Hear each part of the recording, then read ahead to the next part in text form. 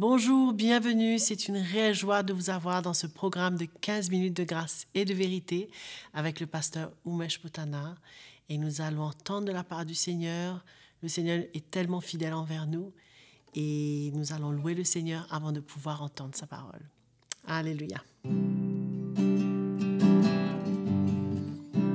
J'élève mes mains vers toi, mes mains vers toi, Dieu mon roi. J'élève ma voix vers toi, ma voix vers toi, pour te louer. Tu es mon Père à jamais.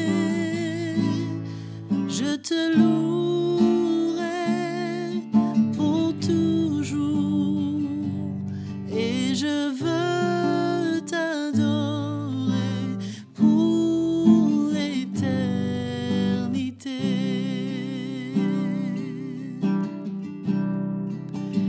Et je veux t'adorer pour l'éternité.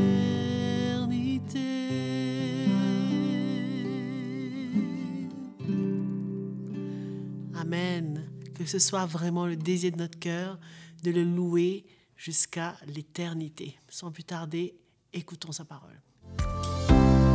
Bonjour mes amis, quelle immense grâce encore une fois de se retrouver pour ce moment de partage de la parole de Dieu.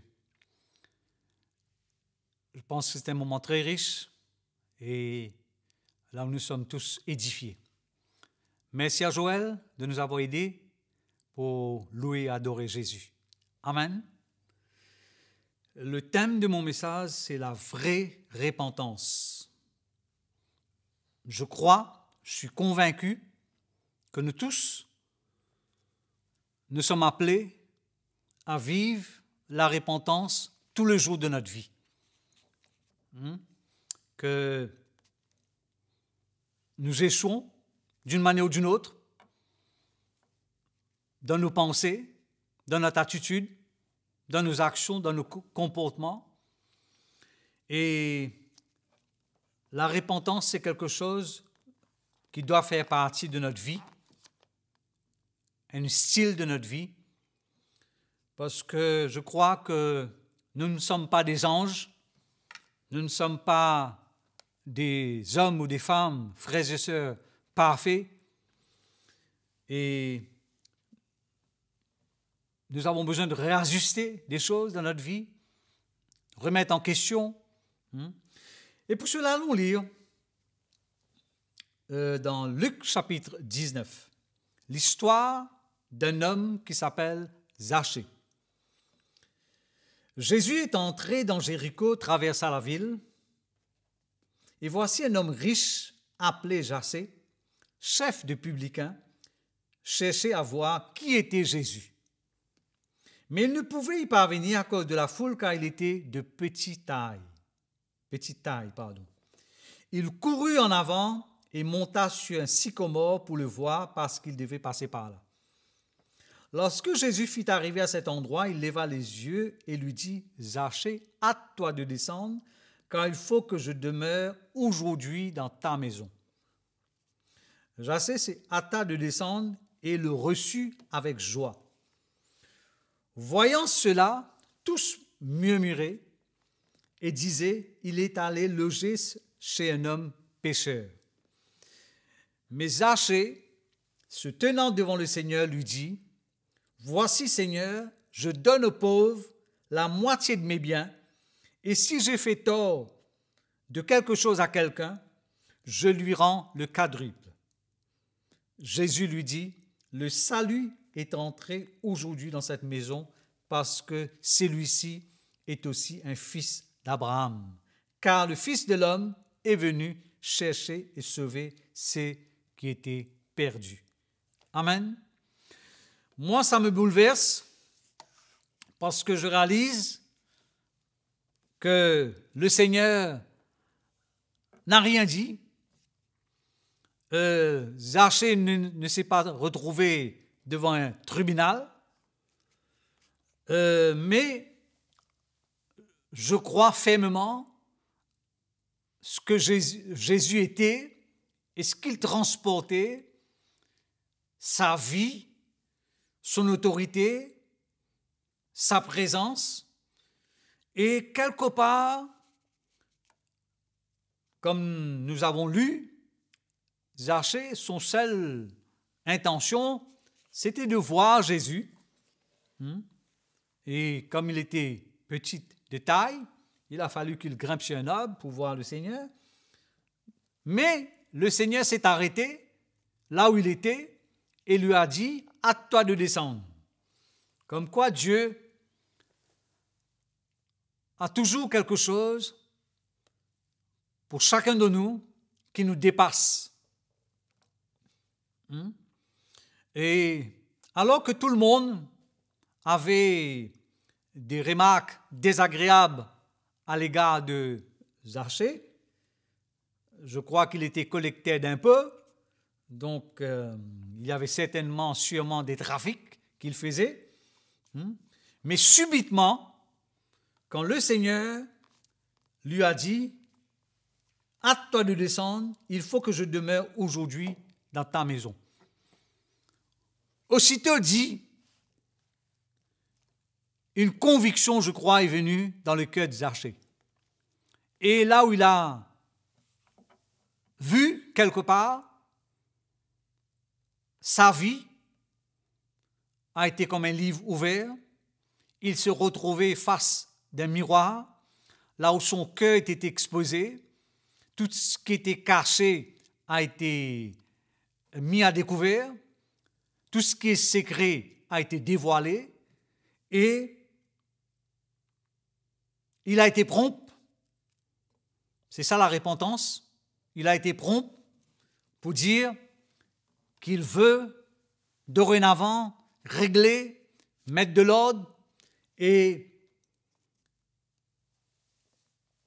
réparer certaines choses qu'il pouvait réparer. Vous savez, dans la vie, il y a des choses qu'on peut réparer, mais il y a d'autres qu'on ne peut pas. Il faut laisser le soin au Seigneur et d'intervenir. Mais ce qui est extraordinaire, Zachée a goûté à cette grâce salvatrice du Seigneur. Et cette conviction qu'il a eue, ne l'a pas fait rester insensible ou indifférent. Il a réagi. C'est ça qu'on appelle la repentance. On est brisé, on voit sa nudité, on voit sa misère et qu'on a vraiment désespérément besoin de l'intervention de Dieu, d'un miracle du Seigneur. Mais par contre, quand nous lisons l'histoire de, comment il s'appelle ? Judas, ce n'était pas de la repentance, c'était un remords. Il n'y a pas de regret, il n'y a pas de repentance, il n'y a pas de brisement dedans. Bref, il a terminé son parcours, il s'est pendu, la Bible nous dit. J'aimerais lire une autre histoire, dans le psaume 51 que nous tous nous connaissons, certainement. C'est l'histoire de David, l'homme selon le cœur de Dieu, c'est-à-dire un homme prompt à s'abaisser, de s'humilier, de reconnaître son incapacité, ses failles, ses bêtises. Et l'histoire raconte comment Dieu a utilisé Nathan le prophète pour aller raconter une histoire à David. Et après avoir écouté l'histoire que Nathan a décrit, David, dans sa colère, il a dit, cet homme mérite la mort. Et Nathan lui dira, tuez cet homme-là, David. Et nous allons lire dans le psaume 51 comment il se repent, comment il s'humilie, comment il réalise la gravité de son erreur. et comment il se repent et il parle, il exprime et il dit « Dieu, aie pitié de moi dans ta bonté, selon ta grande miséricorde, efface mes transgressions. » Mais l'histoire ne s'arrête pas là. David, une fois qu'il a réglé son cœur avec le Seigneur, au fait, quelque part, il va dire « J'ai péché contre le ciel et la terre. » C'est-à-dire, avant tout, il reconnaît que c'est envers Dieu qu'il a péché. Et comment il vient au Seigneur dans une attitude de brisement, d'humilité et de répandre son cœur, son âme devant le Seigneur, parce que quand Nathan a exposé ce qui était caché, il n'a pas argué ou raisonné ou répliqué, il a tout simplement réalisé ses bêtises, ses fautes, son erreur, et qu'il avait besoin d'être restauré. Et quand nous lisons l'histoire de David, je vais m'attarder là-dessus, parce que c'est quelque chose de profond. Comment, après avoir repenti, il y a eu une restauration, il y a eu un rétablissement, parce que lorsque nous péchons, quelque part, il y a un mur qui se dresse, on est quelque part séparé, on est quelque part à part, on est quelque part sur notre route. Mais David, après avoir réglé son cœur, après avoir passé par cette repentance profonde, vraie, de son cœur envers Dieu, le Seigneur l'a rétabli. Et ce n'est pas étonnant.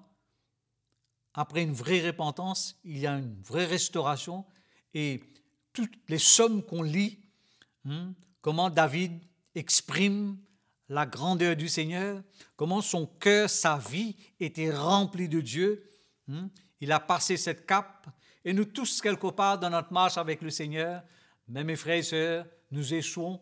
Il y a la place pour tomber, il y a la place pour faillir, il y a la place pour passer à côté. Mais ce qui est extraordinaire dans l'Évangile, je dirais la beauté de l'Évangile, c'est qu'il y a la place aussi pour être restauré, rétabli et pardonné.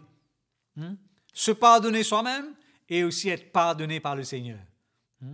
Donc, voilà, je pense que nous tous, nous sommes appelés à nous repentir tous les jours. Nous passons à côté, nous échouons d'une manière ou d'une autre. Mais la beauté, c'est qu'il y a toujours cette place où le Seigneur nous accorde sa grâce, exerce envers nous sa miséricorde, sa compassion, et il nous relève. Amen. Que le Seigneur vous bénisse et que sa grâce nous accompagne. À très bientôt. Nous remercions le pasteur Oumesh pour ce message qui nous encourage et qui nous bénit dans cette émission de 15 minutes de grâce et de vérité. Et nous vous invitons bien sûr à vous abonner à notre chaîne YouTube CTMI et à activer la cloche pour recevoir toutes les notifications. Bien sûr, si vous avez des témoignages, des questions ou même des commentaires, envoyez-les sur l'adresse qui est affichée à l'écran. Que le Seigneur vous bénisse.